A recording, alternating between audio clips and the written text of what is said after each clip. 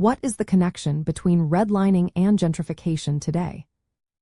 Imagine neighborhoods that once faced barriers to investment now becoming the hottest spots in the city. It might seem like progress, but there's a hidden story behind these changes. Redlining was a federal policy that marked neighborhoods with high minority populations as risky for loans and investments. Maps colored these areas in red, which meant banks refused to lend money there. This caused decades of disinvestment, leaving homes undervalued and communities struggling to grow wealth. Fast forward to today, and gentrification is taking shape in many of these same neighborhoods. Developers see the low property values and prime locations, and they start investing. This process is driven by what is called the rent gap, the difference between current property prices and what they could be worth if upgraded. Because these neighborhoods were redlined, they were underinvested and undervalued, making them attractive for new investments. This cycle creates a pattern. Redlining kept Black families from building wealth through homeownership because they couldn't get loans.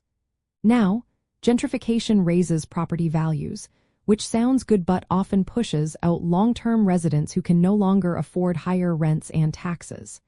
Many Black families who stayed despite redlining find themselves unable to stay as the neighborhood becomes more expensive.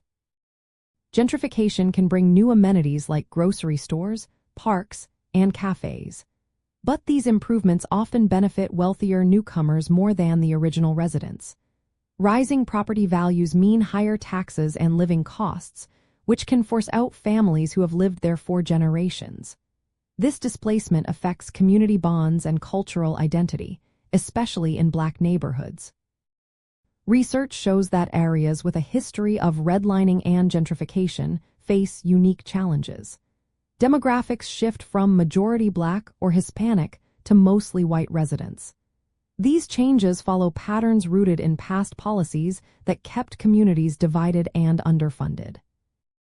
Understanding this link helps Black families see the full picture. Property in these neighborhoods might be a chance to build wealth, but it also comes with risks of losing community and cultural spaces. Community-led development that keeps residents in their homes while allowing property values to grow is key. The cycle from redlining to gentrification shows that building wealth through real estate isn't just about rising property prices. It's about doing so in ways that strengthen communities instead of displacing them. For Black homeowners, the goal is to grow wealth while maintaining the roots and culture that make their neighborhoods special.